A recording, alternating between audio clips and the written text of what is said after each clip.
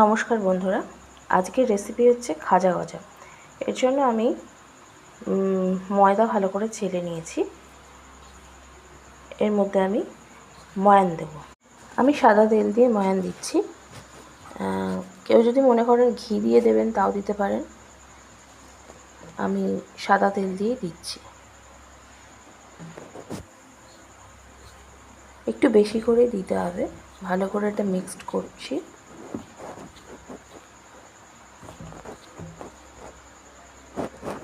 দেখুন বন্ধুরা, আমি ময়ানটাকে মিক্সড করে নিয়েছি। দেখুন আটাটা দলা হয়ে যাচ্ছে, মানে ঠিকঠাক ময়ান দেওয়া হয়েছে। এর মধ্যে আমি একটু নুন দিয়ে নেব। এর মধ্যে আমি ওই হাফ চা চামচ মতো নুন দিয়ে নিচ্ছি। এটা নুন না দিলে না টেস্ট ভালো আসে না, মিষ্টিটাকে ভালোভাবে বোঝা যাবে না। সেই কারণে অবশ্য করেই এই আটাটায় একটুখানি নুন দিয়ে নেবেন। এবারে আস্তে আস্তে আমি জল দিয়ে মাখিয়ে নেব। এবার আমি অল্প অল্প করে জল দিয়ে নিচ্ছি।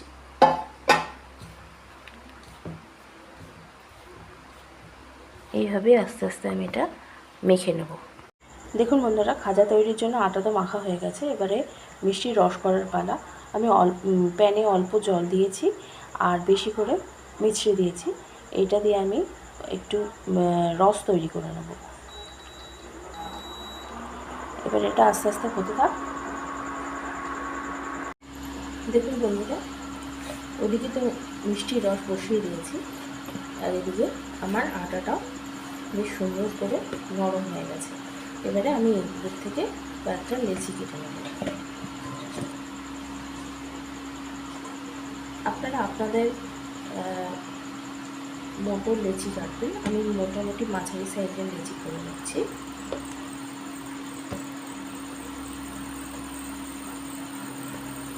এবার আমি এগুলোকে একটু বেলে নেব।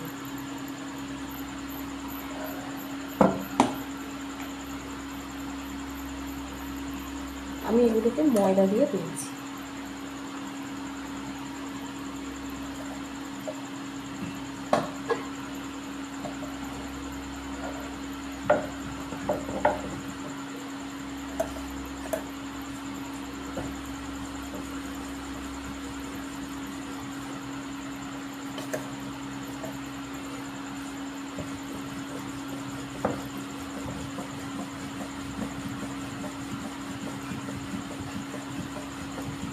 একটু পাতলা করে বেলতে হবে, বিশেষ করে।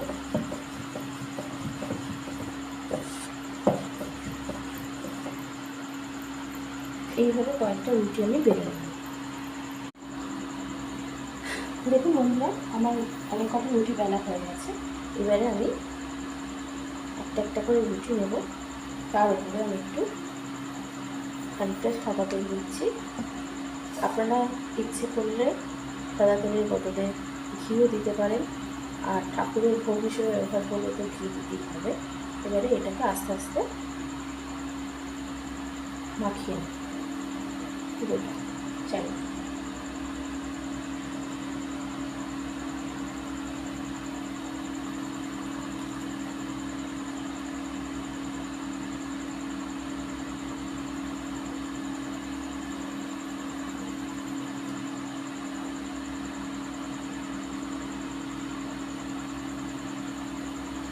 এর উপর আমি আর একটা রুটি দেব।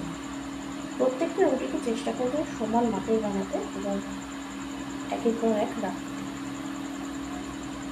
এর উপরে আমি খানিকটা তেল দিয়ে দিচ্ছি আর অল্প ময়দা দিয়ে দিচ্ছি। আমি একইভাবে চারিদিকে লাগিয়ে দিতে হবে।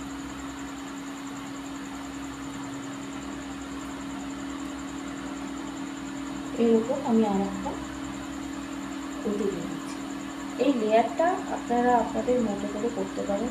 দুটো, তিনটে, চারটে, যে যটা ইচ্ছা রুটি দিয়ে এই লেয়ারটা করতে পারেন। কিন্তু প্রত্যেক লেয়ারে এইভাবে তেল আর একটু করে ময়দা ভালো করে মিক্সড করে এরকম প্রোডাক্টটা দিয়ে নিতে হবে। নইলে কিন্তু থাকে থাকে ফুলবে না। মাখানো হয়ে গেছে। আমি 3টে থাকি করব, তো 3টে রুটি সে কারণে দিয়েছি। এইবার আমি এটাকে সুন্দর করে রোল করে নেব, এইভাবে রোল করে নেব।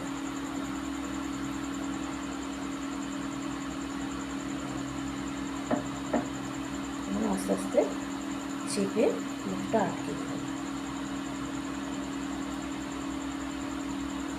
এবার ছুরি দিয়ে আমি ছোটো ছোটো করে কেটে নেব।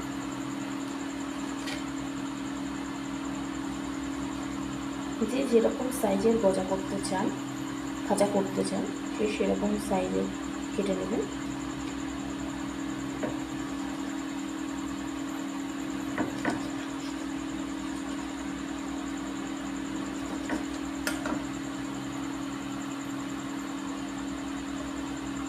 এইবারে আমি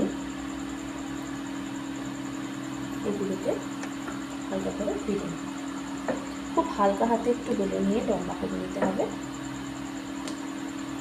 এই লম্বাটা সম্পূর্ণ নির্ভর করবে আপনি কটা লেয়ারে করছেন তার উপরে। আমি 3টে লেয়ারে করেছি, খুব একটা বড় বড় হবে না, মাঝারি সাইজের হবে। এটা হালকা হাতে বেলে নিতে হবে।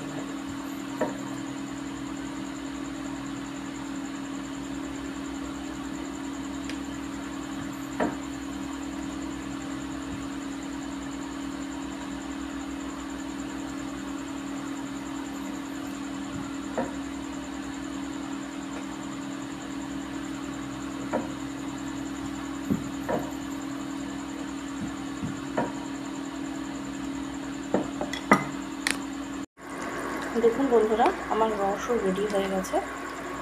যখন দেখবেন যে রসটা ফুটতে ফুটতে এরকম বুড়বুড়ি কাটতে আরম্ভ করেছে আর বেশ গাঢ় হয়ে গেছে, তখন আপনারা রসটাকে নামিয়ে নেবেন এবং একটু ঠান্ডা হতে দেবেন। এটা একটু ঠান্ডা হোক, ততক্ষণে আমি খাজাগুলো ভেজে নেব। দেখুন বন্ধুরা, আমার খাজাগুলো বেলা হয়ে গেছে। এবারে আমি কড়াই বসিয়ে দিয়েছি গ্যাসে, এবার খানিকটা তেল দিয়ে দেব।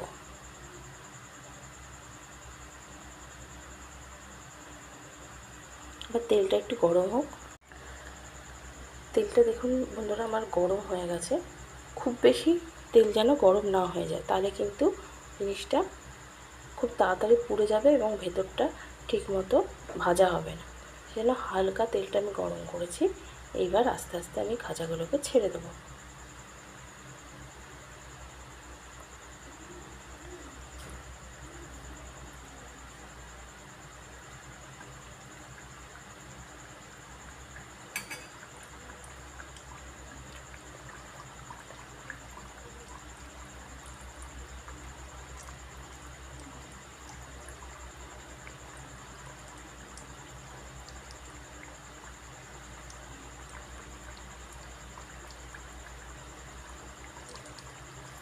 খুব আস্তে আস্তে ভাজা হবে এটা। গ্যাসটার ফ্লেমটাও খুব কমিয়ে রাখতে হবে।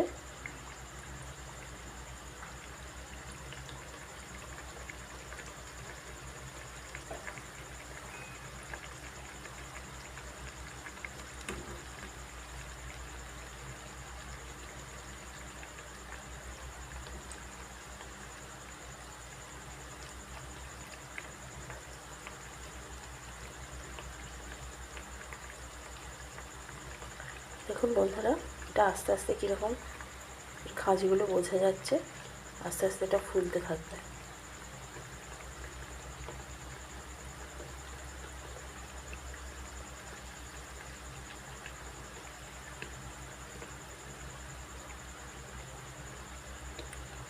এবারে এটাকে আমি এরকম আস্তে আস্তে হালকা ব্রাউন করে ভেজে নেব।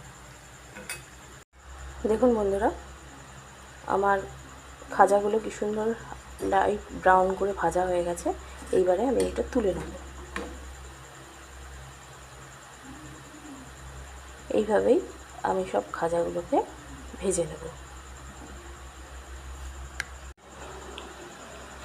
দেখুন বন্ধুরা, আমার রসটা অনেকটা ঠান্ডা হয়ে গেছে। এই রসের মধ্যে আস্তে আস্তে আমার ভেজে রাখা খাজাগুলো দিয়ে দেবো এবং 2-4 মিনিট রেখে দেবো যাতে এটা রসটা হালকা করে টেনে নেয়। তবে বেশিক্ষণ রাখবো না, তাহলে আবার এটা নরম হয়ে যাবে। আর দেখুন বন্ধুরা, চিনির রসটা এমন হয়েছে আস্তে আস্তে সেটাও চিনির মতো হয়ে যাচ্ছে। এই রকমই হবে রসটা। খুব পাতলা রস করলে কিন্তু খাজা নরম হয়ে যাবে।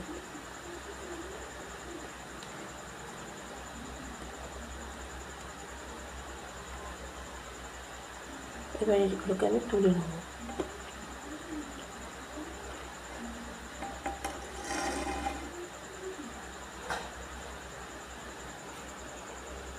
এইভাবেই আমি সব খাজাগুলোকে রসে দিয়ে তুলে নেব। দেখুন বন্ধুরা, আমার খাজা রেডি। সব খাজাগুলো আমার রসে চোবানো হয়ে গেছে। এবার একটু ঠান্ডা হয়ে গেলে এগুলোকে কোটোয় তুলে রাখবো। এইভাবে খাজা বানিয়ে 2-3 দিন আপনারা রাখতে পারেন, নরম হবে না। ভালো করে কোটোয় ঢাকনা আটকে রাখলে 2-3 দিন খুব সুন্দর থাকে। আপনারা এইভাবে খাজা বানিয়ে খান আর কমেন্ট করে জানান কেমন লাগলো রথের স্পেশাল খাজা। নমস্কার।